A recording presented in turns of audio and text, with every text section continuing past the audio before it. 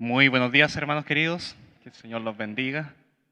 Tenemos la bendición de poder abrir la palabra, de escuchar la voz de Dios, usando a un siervo común y corriente, pero tenemos un Dios que sobrepasa todo entendimiento y que también nos puede llevar ahora al conocimiento de su verdad.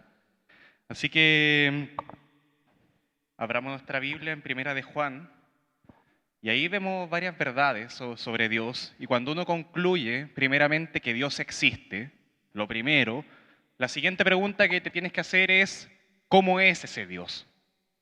Si has llegado a la conclusión de que Dios sí existe, nos preguntamos entonces, ¿cómo es ese Dios? Y si llegamos ahora a la conclusión de que la respuesta es que Dios es el Dios de la Biblia, nos enfrentamos entonces a un Dios que también juzga el pecado, un Dios que es justicia. Así que la siguiente pregunta que te deberías hacer es ¿cuál es tu situación ante Dios? ¿Cuál es mi situación ante Dios? Todo tipo de persona se ha preguntado eso alguna vez en la vida. ¿Estoy bien con Dios o soy enemigo de Dios? Las respuestas pueden ser diferentes, por supuesto, pero la pregunta va a surgir tarde o temprano. Y si alguien llega a la conclusión de que está bien con Dios, la pregunta ahora es cuáles son sus méritos para decir que está bien con Dios. Y uno podría imaginar posibles respuestas: mi obediencia, mi fe, mi amor a Dios, etcétera. Pero si vemos a Dios como un padre, como un papá, nos podríamos preguntar también cuáles son los méritos que tiene un hijo para que sea amado por su padre. Los que tienen hijos me pueden entender acá. ¿Qué hizo tu hijo o tu hija para que tú lo amaras? ¿Qué hizo? Y es difícil responder esa pregunta. Y es difícil hablar del tema de los méritos. Ahí es prácticamente algo que nos va a llevar a un dolor de cabeza si lo analizamos bien. Tenemos que definir cuáles serían los méritos de tu hijo y eso podría ser también confuso. ¿Acaso es su ternura? ¿Acaso son sus genes? ¿Acaso es cómo te mira? ¿Su apellido? Etcétera, no sé. Pero todas esas cosas, ¿realmente tu hijo se esforzó por cumplir eso? ¿Realmente son méritos? ¿O son cosas que tenía de antes? Nosotros no tenemos ningún mérito para ser amados. Y quiero partir con esa hipótesis. No tenemos ningún mérito para ser amado por Dios. ¿Necesitamos algún mérito en la otra persona que podemos estar viendo acá para amarlo a Él? ¿Necesitamos ver algo, alguna razón para estar amando a la otra persona? ¿Puede haber algún mérito en nosotros para haber sido amado por Dios? Así que para que podamos responder estas preguntas, quiero que vayamos a Primera de Juan, yo sé que ya están ahí, capítulo 4, versículos 10 al 12. Vamos a leer estos tres versículos, Primera de Juan 4, del 10 al 12, y luego vamos a orar para que el Señor guíe este tiempo. Dice así, en el versículo 10, en esto consiste el amor, no en que nosotros hayamos amado a Dios, sino en que Él nos amó a nosotros y envió a su Hijo en propiciación por nuestros pecados. Amados, si Dios nos ha amado así, debemos también nosotros amarnos unos a otros. Nadie ha visto jamás a Dios. Si nos amamos unos a otros, Dios permanece en nosotros y su amor se ha perfeccionado en nosotros. Amado Dios y Padre Celestial, queremos humildemente en este momento rogarte para que tu palabra llegue a nuestros corazones, que la podamos entender, que la podamos atesorar y aplicar en nuestra vida.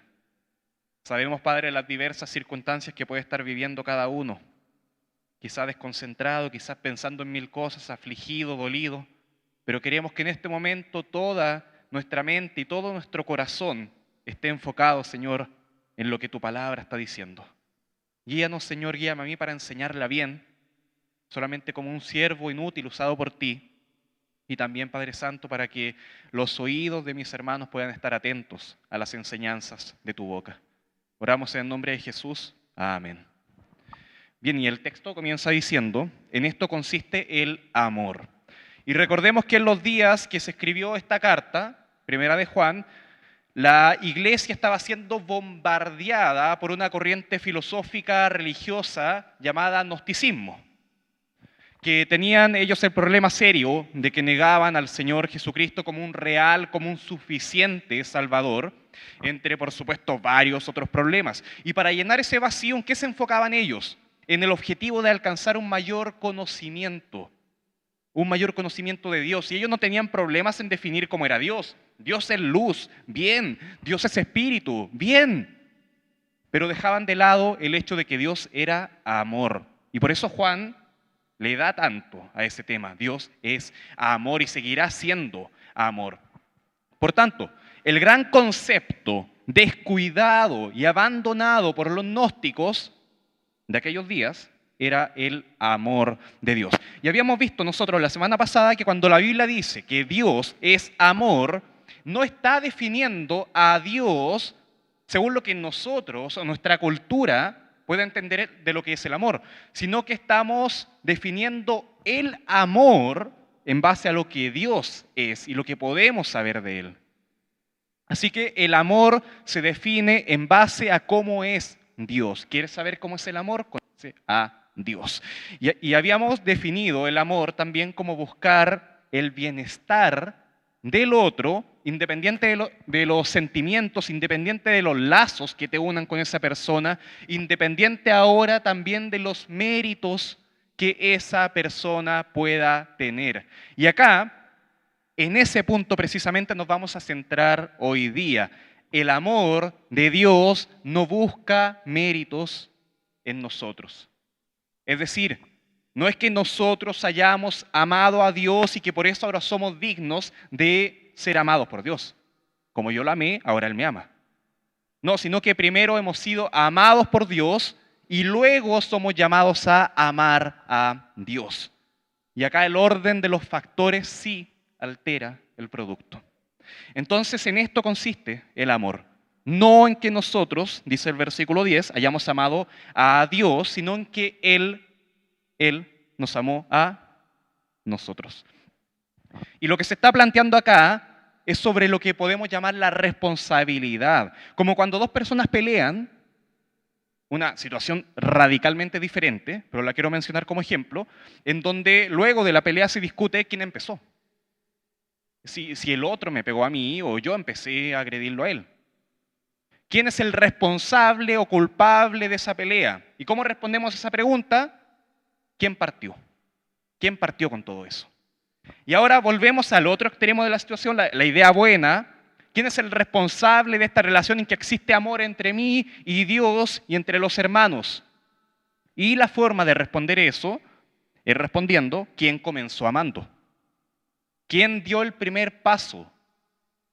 Así que acá podemos leer que el que amó primero fue Dios y no nosotros. Él empezó.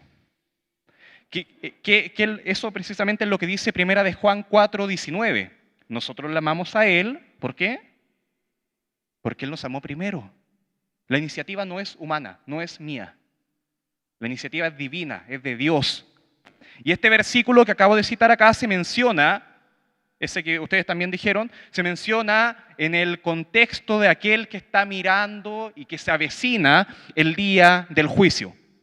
Y vemos a un Dios que juzga el pecado, ya lo habíamos dicho, y juzga también nuestras obras, pero si tu fe, querido, si tu fe está puesta en el Señor Jesucristo, ¿quién te ama?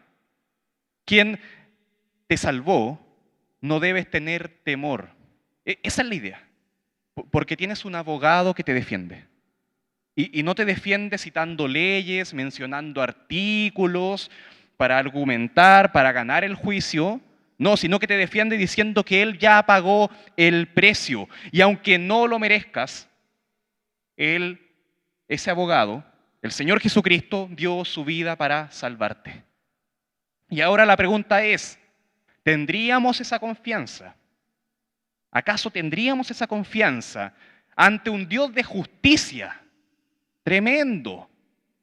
Si acaso Dios nos amara dependiendo de cómo yo lo amo a Él, de cómo ustedes lo aman a Él. Y la respuesta es no. No, porque el amor parte de Dios y si dependiera de mí, no sé cómo estaría en verdad. Y esto en verdad no es novedad, ya se había hablado de forma semejante hace unos 1400 años antes de que se escribió esto, en Deuteronomio 7:7, y se le dice ahí al pueblo de Israel, en Deuteronomio 7:7, no por ser vosotros pueblo, nación, no por ser ustedes más que todos los pueblos os ha querido Jehová y os ha escogido, pues vosotros erais el más insignificante de todos los pueblos, sino por cuanto Jehová os amó, por eso, y quiso guardar el juramento que juró a vuestros padres, hablando y también de los pactos, os ha sacado Jehová con mano poderosa y os ha rescatado de servidumbre de la mano de Faraón, rey de Egipto. Así que, si Dios escogió a Israel como un pueblo apartado para Dios, no fue en base al gran poder militar que tiene Israel, no fue en base, que en ese entonces ni siquiera existía ese poder militar, ni menos fue en base a la obediencia, sino que fue en base al amor, no al amor de Israel, sino que en base al amor de Dios a ellos. Él tomó la iniciativa.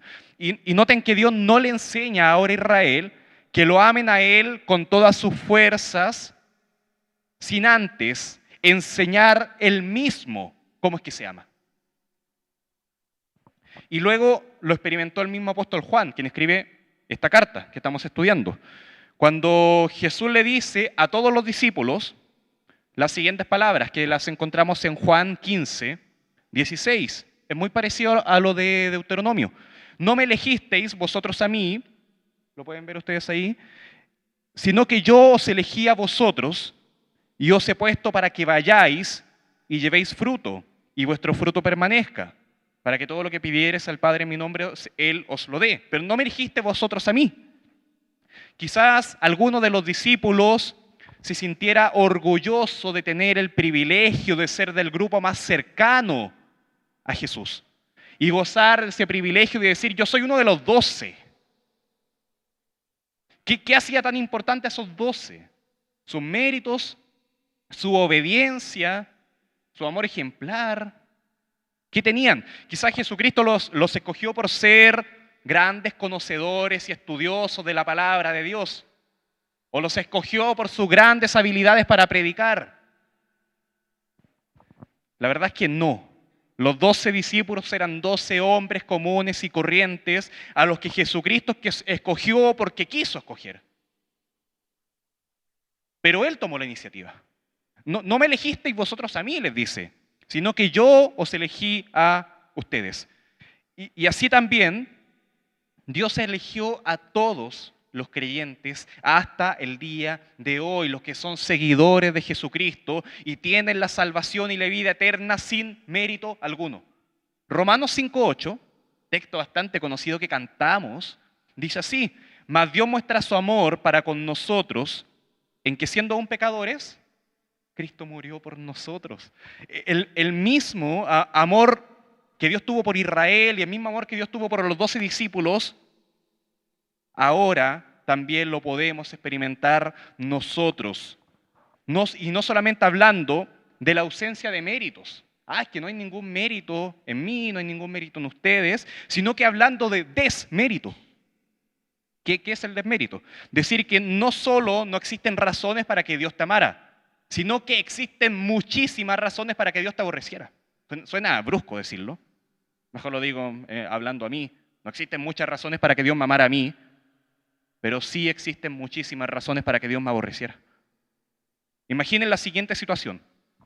Que tenemos un hijo y ese hijo fuera brutalmente asesinado, por supuesto por un asesino, y ese asesino no solo nos sería difícil amar. Imagínate que matan a tu hijo y te dicen, ama a tu asesino. No solamente sería difícil amarlo, sino que sería sumamente fácil odiarlo y desearle lo peor, que se pudra. Y empezamos con eso. Pero resulta que en la siguiente escena, imaginen ahora que cambió todo esto y nosotros estamos invitando a ese asesino a comer en nuestra mesa, a ser parte de nuestra familia, y lo alimentamos, lo cuidamos, lo abrazamos y nos alegramos sinceramente de que esté con nosotros. Y queremos que todos lo sepan. Miren al nuevo miembro de la familia. Y entonces, ¿cuál es la pregunta de los espectadores que están viendo esta escena? ¿Qué pasó ahí? ¿Qué pasó en medio? Tenemos al asesino de mi hijo y luego ese asesino en la otra escena es parte de la familia y somos todos felices. ¿Qué pasó entre esas dos escenas? ¿Qué pasó al medio? Y es lo mismo que ocurre con nosotros y Dios. En la primera escena nosotros somos pecadores y aborrecemos a Dios, pero en la segunda escena Dios ama a esos pecadores. ¿Qué pasó en medio? Y la respuesta la encontramos ahí en nuestro texto, en Primera de Juan, capítulo 4, versículo 10, nuestro texto, y dice la palabra que envió Dios a su Hijo en propiciación por nuestros pecados. Eso es lo que pasó en medio. Jesucristo es lo que pasó ahí. Cristo murió en lugar de los incapacitados, en lugar de los impíos, de los pecadores y aún hasta de los enemigos de Dios. Y a ese Cristo se le llama el Hijo unigénito, en Primera de Juan 4:9, que lo veíamos la semana pasada. ¿Por qué Hijo? Porque viene a representar al Padre, por eso. Y lo viene a representar como hombre. Y unigénito, porque es el único que podía cumplir esa tarea, el único digno. Y el único que si moría en una cruz para pagar el precio de todos nosotros, Él sería aceptado por Dios como algo suficiente. La palabra propiciación se refiere a que el pago por el pecado fue suficiente y fue aceptado por Dios. Dios quedó satisfecho. Y el sacrificio, entonces, ahora es hallado propicio. Y ojo, que partimos desde el hecho de que Dios no acepta el pecado. Estamos viendo eso. Pero nosotros somos pecadores. Por definición, Dios no acepta el pecado. ¿Qué pasó al medio? Es como una persona que no acepta que alguien entre sucio a su casa, pero nosotros, él nos ve, el dueño de casa nos ve a nosotros si estamos completamente sucios, manchados con basura de todo tipo, hediondos, pero esa persona quiere que entremos, quiere que vayamos a la casa. Así que tiene que limpiarnos hasta que pueda decir, estoy satisfecho, ahora puedes entrar. Tu limpieza es aceptada. Esa limpieza vendría siendo una propiciación. Cuando el dueño de casa dice, ahora sí, ahora puedes pasar. Quizás ustedes tienen en sus manos otra versión de la Biblia, la NBI, la NTV, la Biblia de las Américas, no lo sé. En algunos casos, para no usar palabras complicadas, como propiciación, se ocupa la palabra perdón. En algunos casos, no sé específicamente cuál versión, pero se ocupa esa palabra para reemplazarla. Pero la palabra propiciación, más allá de perdón, que está bien, significa simplemente satisfacción. Satisfacción. ¿Qué significa eso? Que el sacrificio de Cristo, de Jesús, el Hijo unigénito, satisfizo las demandas de Dios para el castigo del pecado. Por eso se puede afirmar que Jesús satisfizo, nuevamente, a Dios, o que Él es la propiciación por nuestros pecados. Hay una escena en que Jesús está llevando la cruz hacia el monte del Calvario, el monte de la Calavera, y sucede que permiten que otro lo ayude. No sé si recuerdan la escena. Ese se llama Simón de Cirene. Lo ayuda a llevar la cruz. Pero imaginen, ¿qué hubiera pasado si los romanos hubieran dicho, ya miren, en vez de que crucifiquemos a Jesús, crucifiquemos a este Simón de Cirene? Nadie se va a dar cuenta. Si hubiera pasado eso, esa muerte no hubiera sido una verdadera propiciación. No hubiera servido para nada.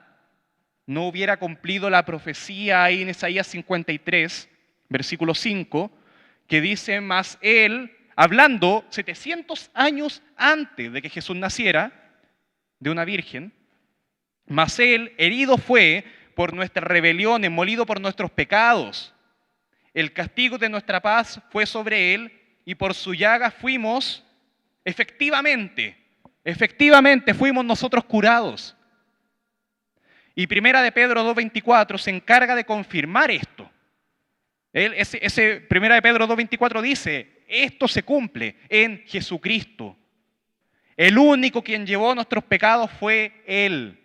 Él es el sustituto perfecto y único para nosotros. Jesucristo llevó la condena y el castigo por el pecado en lugar de los pecadores. Y Dios quedó satisfecho. Y eso es el corazón del evangelio que predicamos. Romanos 3, 25 y 26, dice que hablando de Cristo Jesús, a quien Dios puso como propiciación por medio de la fe en su sangre, para manifestar su justicia, a causa de haber pasado por alto en su paciencia los pecados pasados, con la mira de manifestar en este tiempo su justicia nuevamente, a fin de que Él sea el justo y el que justifica al que es de la fe. Así que tenemos a un Dios justo, que juzga con justicia el pecado. Y nosotros éramos pecadores condenados, camino al mismísimo infierno. ¿Y qué fue lo que cambió? Que Jesús pagó el precio. ¿Y cómo reaccionó el Padre? Dios el Padre, quien envió a Jesucristo, está satisfecho. Listo. Y ahí se explica también cuando Jesús dice consumado es. Esa es la propiciación. Y en el Antiguo Testamento Israel tenía que ofrecer sacrificios y derramar sangre de animales sobre una estructura que se llamaba propiciatorio. Y ese animal que estaba ahí, que derramaba su sangre, venía a tomar el lugar de Israel por culpa de su pecado y Dios quedaba satisfecho. Bien. Pero solamente por un poco de tiempo. Después Israel, las personas volvían a pecar y era necesario hacer otro sacrificio otra vez y así todos los años. Pero la propiciación de Jesucristo es suficiente. Una sola vez y para siempre. Un versículo clave para que lo atesoren. Primera de Pedro 3:18. Primera de Pedro 3:18. Miren, vean, vamos allá.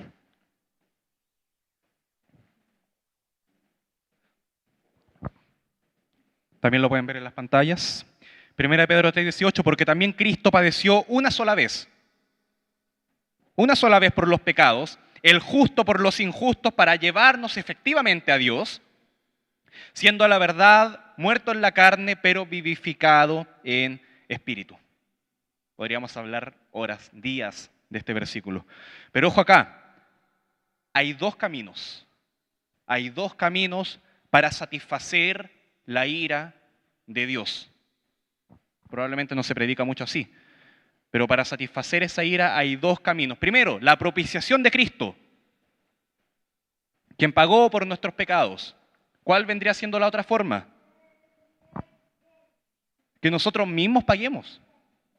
La condenación en nosotros, que nosotros paguemos el precio.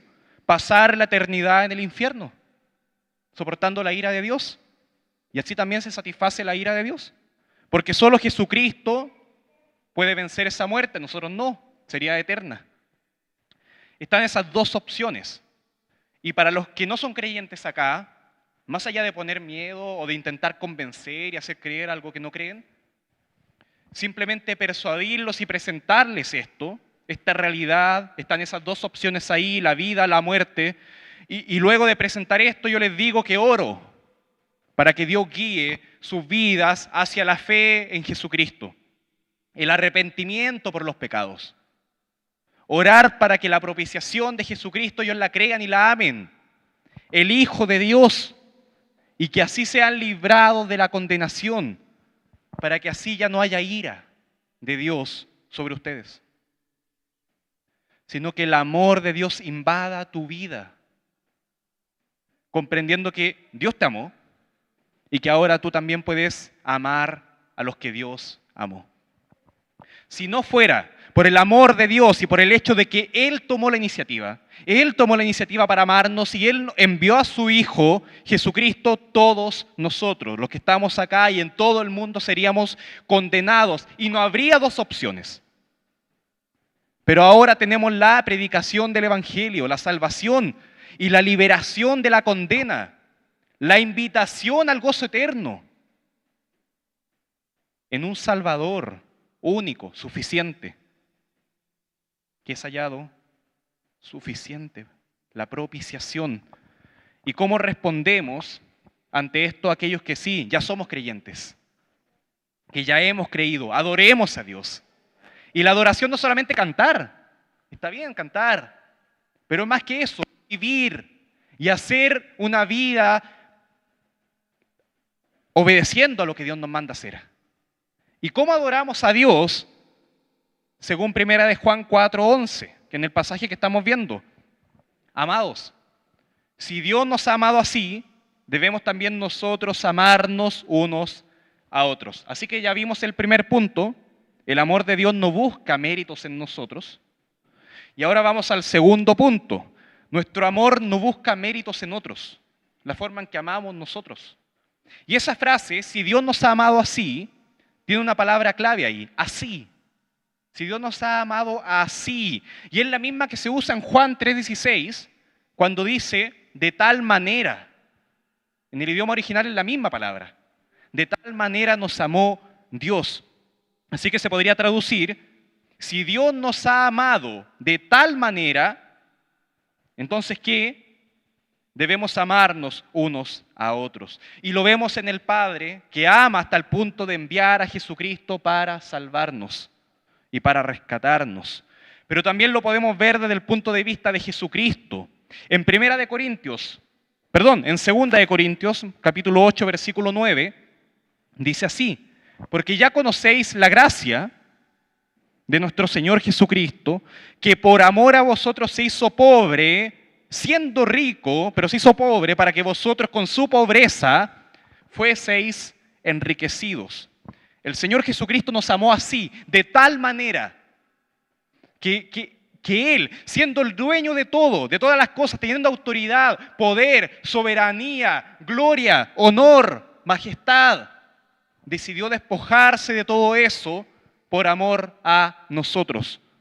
Y dejar esa gloria para venir a ser un hombre, pasando frío, hambre, sed, sin dejar nunca de ser Dios, pero adoptando forma humana y así poder, como humano, morir en la cruz.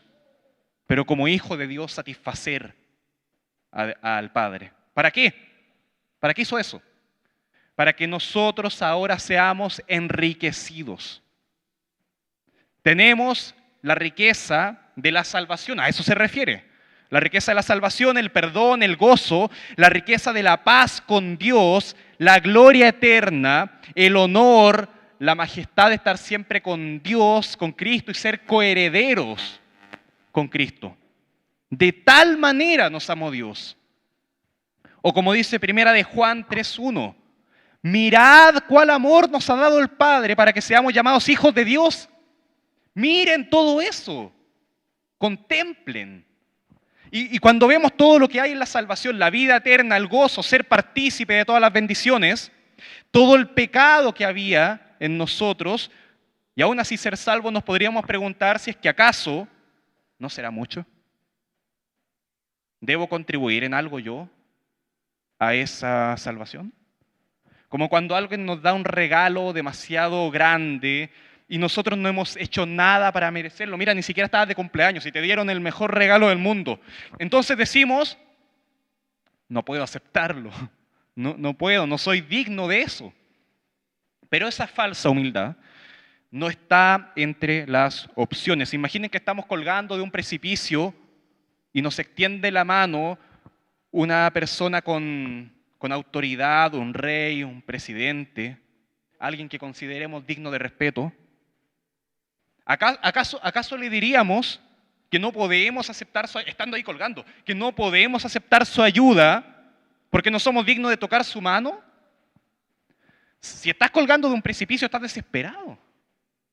No habría espacio para excusas. Yo les planteo otra pregunta. ¿Qué fue lo que hizo Lázaro? ¿Les suena a Lázaro? Jesucristo lo resucitó. ¿Qué fue lo que hizo Lázaro para resucitar? Nada. Jesucristo lo hizo todo.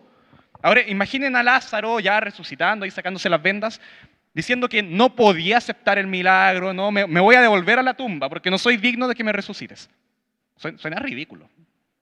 Lázaro tenía que vivir, tenía que caminar, respirar, hablar, vivir. Lázaro, levántate. No, no puedo, no estoy preparado.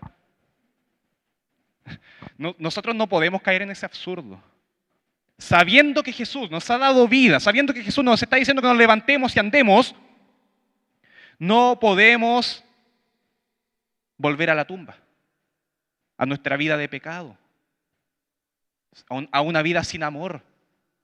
Así que si Dios nos ha amado así como dando a su Hijo, y el Hijo nos ha amado de tal manera, sacrificándose por amor, y a eso podríamos agregar que el Espíritu Santo ha derramado su amor en nosotros, ¿qué debemos hacer nosotros si estamos frente a nuestras narices está la más grande bendición de Dios? ¿Qué debemos hacer? Y acá la respuesta es amar. Noten que nuestro texto no nos está diciendo, así como Dios nos ha amado, debemos nosotros amar a Dios. Que está bien, podría fácilmente decir eso. Pero nos dice esto, debemos también nosotros amarnos unos a otros. Así lo dice. Y esto ya se había dicho en 1 de Juan 3:16, que lo vimos hace un par de semanas. En esto hemos conocido el amor, en que Él puso su vida por nosotros. ¿Ahora qué? También nosotros debemos poner nuestras vidas por los hermanos. Y Dios nos está diciendo por medio de su palabra que la forma de mostrar amor es amando a los que Dios ama. Ser como Cristo, quien nos amó y nos sigue amando y demostró eso muriendo en una cruz. Imaginen a alguien que contempla cómo Dios da su vida por él a pesar de su pecado y le da las gracias a Dios y adora a Dios. Pero luego ve a una persona que le hace daño a él y él va, la maltrata, la golpea, desea matarla, pero luego adora a Dios. Suena ilógico. Y Jesús mismo explicaba esto en una parábola conocida como los dos deudores, que está en Mateo 18:23 en adelante. Uno es perdonado de una deuda muy grande y se le perdona esa deuda. Pero luego de que es perdonado, ese hombre se encuentra con otro que le debía mucho menos dinero, y lo comienza a torturar para que le pague. Y en Mateo 18:32 concluye así. Entonces, llamándole su señor, el que le había perdonado la deuda, le dijo: siervo malvado, toda aquella deuda te perdoné porque me robaste. ¿No debías tú, noten esta pregunta en el versículo 33, ¿no debías tú también tener misericordia de tu consiervo, como yo tuve misericordia de ti? Y no está la respuesta, pero la respuesta es obvia. Sí, debía tener misericordia. Y ahora la pregunta es para nosotros. ¿Podemos nosotros perdonar así como Dios nos ha perdonado a nosotros? ¿Podemos nosotros amar así como Dios nos ha amado a nosotros? Si tú eres un hijo de Dios, debes saber que se te han perdonado infinidad de pecados por la fe en Jesucristo. Se ha pagado una deuda enorme por ti. Y debes saber que Efesios 4:32 dice: antes, sean ustedes, sed benignos unos con otros, misericordiosos, y luego, vean lo que dice, perdonándoos unos a otros, como Dios también os perdonó a vosotros en Cristo. Y después, inmediatamente, quiero mencionar Colosenses 3:13, que dice: soportándoos unos a otros y perdonándose unos a otros, si alguno tuviere queja contra otros, de la manera que Cristo os perdonó, así también hacedlo vosotros. Y la idea acá es perdonar de todo corazón a los que nos ofenden. Pero esto, ojo acá, no quiere decir que no nos podamos amonestar, que no podamos ejercer una disciplina cuando una persona mancha el nombre de Cristo o de la iglesia. Por ejemplo, imaginen, un creyente puede cometer un pecado 100 veces y 100 veces lo podemos perdonar. O ya 70 veces 7. Estoy ahí yo poniendo un caso extremo, pero supongamos que al hermano le gusta, por ejemplo, hablar mal de otro. Le gusta hablar mal de mí. Es su deporte hablar mal de mí. Entonces, ¿qué? Necesita disciplina. Necesita que se le enseñe cómo abandonar eso. ¿Cómo es posible que un cristiano siga practicando ese pecado? Necesita ser tratado independiente de contra quién vaya su pecado. Y esto lo digo porque muchas veces se confunde el deber de amarnos y de perdonarnos como hemos sido perdonados con la permisividad y hacer como si nada ha pasado, hacer vista gorda ante los demás. Y en ocasiones por eso, que se podría confundir con el amor, podríamos terminar permitiendo que alguien divida a la iglesia, que alguien peque contra la iglesia, que alguien escupa el nombre de Jesucristo y no tener la autoridad para decir nada porque hemos confundido el perdonar los pecados de otro con permitir los pecados de otro. Amar a una persona no quiere decir que amamos también su pecado. Es como si alguien viniera acá y escupiera esa cruz. Yo lo podría perdonar, si pide perdón obviamente, pero creo que es una situación que merece ser tratada. ¿Por qué hiciste eso? Y así hay muchas formas de escupir la cruz de Cristo y manchar el testimonio de Cristo, más allá de este ejemplo que va sobre unas tablas de madera. Dios perdona nuestros pecados, pero también trabaja en nuestras vidas para que cambiemos y para que seamos más parecidos a Jesús. Efesios 5:1. Sed pues imitadores de Dios como hijos amados, y andad en amor, como también Cristo nos amó y entregó su vida, se entregó a sí mismo por nosotros, ofrenda y sacrificio a Dios en olor fragante. ¿Cómo haremos esta ofrenda en olor fragante? Con nuestro pecado ahí dominando, con nuestro pecado ahí estorbando todo el camino. ¿Cómo lo haremos? Si un hermano está poniendo su pie en camino de pecado, en camino de pudrición, de pestilencia, y no está andando en amor, la forma de manifestar amor acaso sería dejándolo que pise todo eso, que entre ahí, que se quede en ese camino, que se pierda. ¿Sería una forma de amar? Mientras nosotros seguimos bien ahí andando, gozándonos en el Señor, y el otro ahí. Yo creo que no. Una vida que se aleja del pecado y se acerca a la justicia, a la santidad, a la gracia y el amor de Dios es una vida de obediencia. Y amamos a Dios guardando sus mandamientos. Esa es la forma en que amamos a Dios. Pero también manifestamos el amor a otros. Esa es la forma en que amamos a Dios, pero ¿cómo amamos a los otros? Al enseñar a ustedes con la palabra de Dios los mandamientos de Dios. Y así que ustedes también ahora puedan amar a Dios.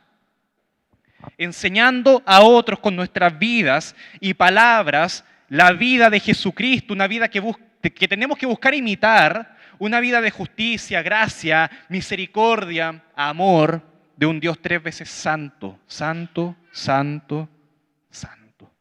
Pero todo eso comprendiendo que somos pecadores y que estamos amando a otros pecadores. No es el panorama más ideal que podríamos imaginar. Eso es complejo, es difícil. Pero el primer paso, ¿cuál es? Al menos saber lo que tenemos que hacer. Y el mundo necesita ver eso. ¿Saben por qué? Precisamente por lo que dice nuestro texto en 1 de Juan, capítulo 4, versículo 12. Nadie ha visto jamás a Dios. Y ya llegando al último punto, hacemos un pequeño repaso. Primero, el amor de Dios no busca méritos en nosotros.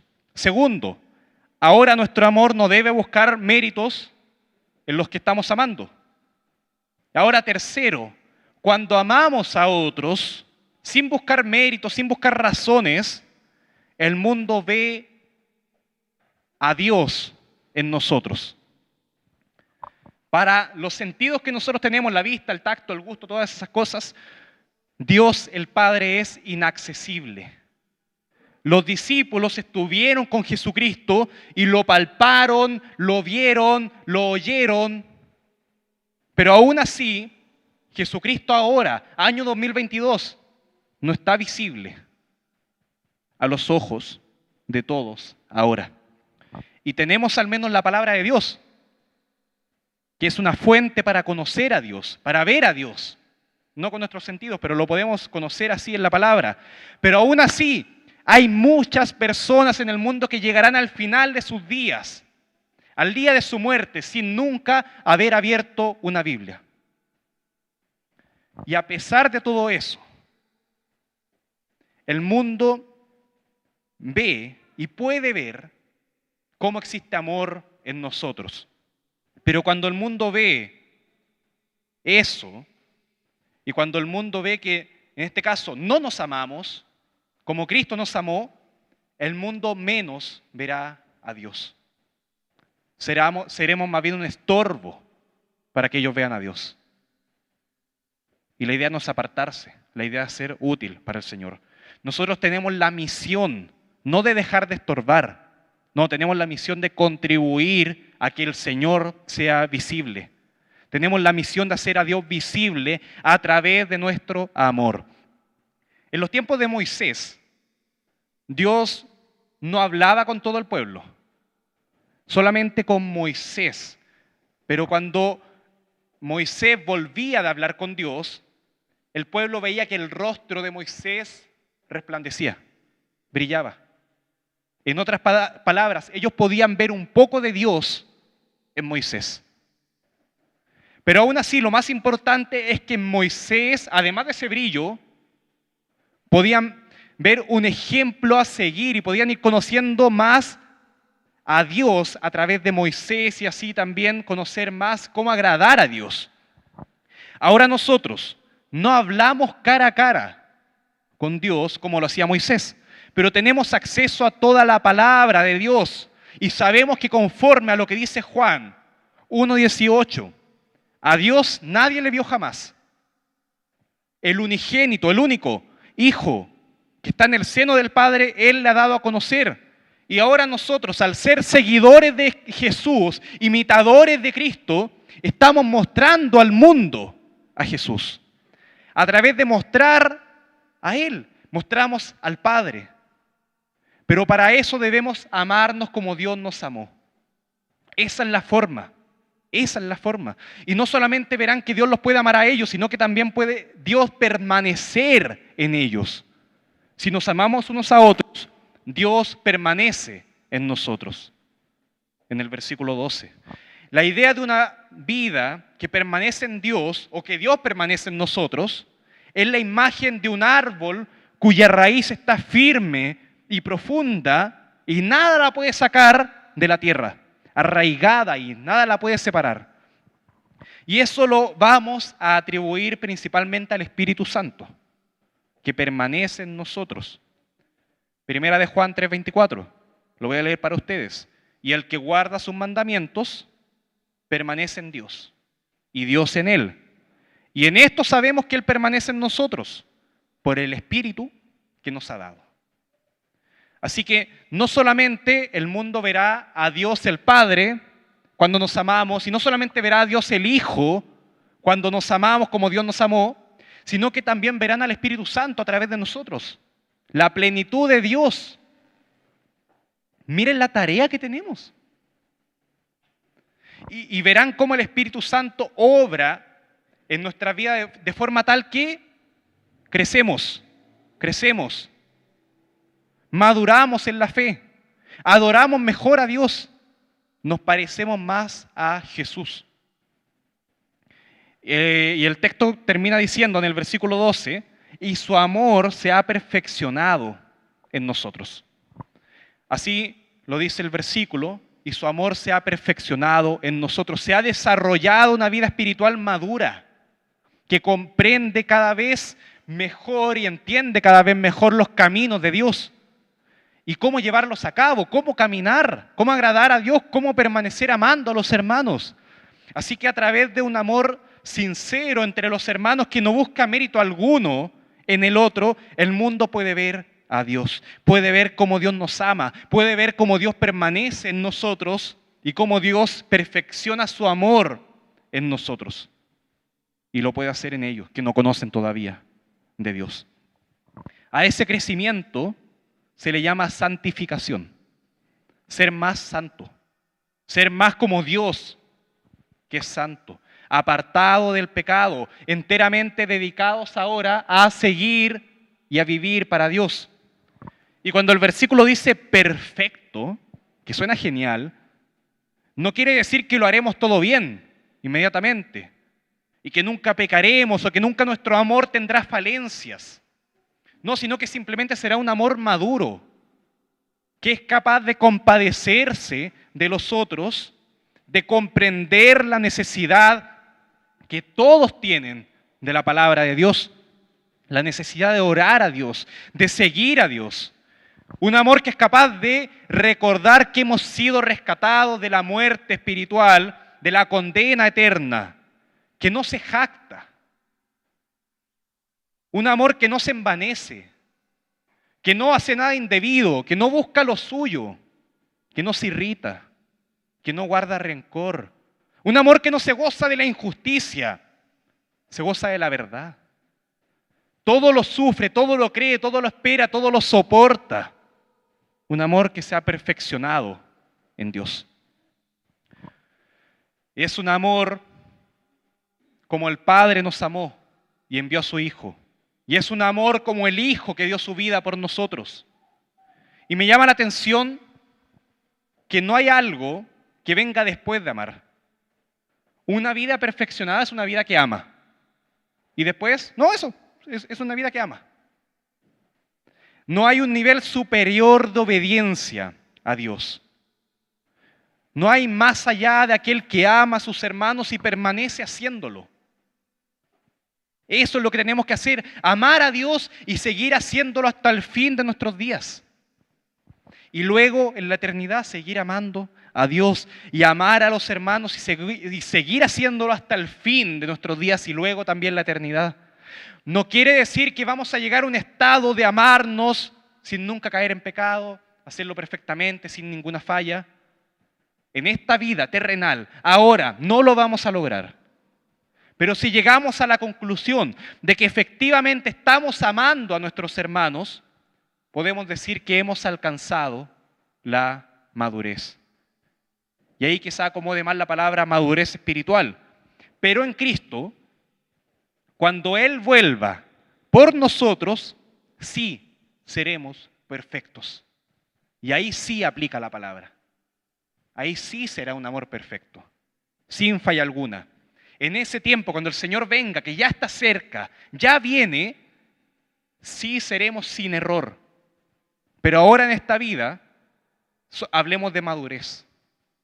Y la persona que es madura puede seguir madurando. Si nos amamos unos a otros, permanezcamos en eso, porque eso es lo que tenemos que hacer. Nuestro objetivo, ¿cuál es? Nuestro objetivo no debe estar solamente en el cumplimiento de proyectos para el edificio de la iglesia, que son buenos, o buscar un mayor número de asistentes a las reuniones, que es bueno que incremente, es una buena señal.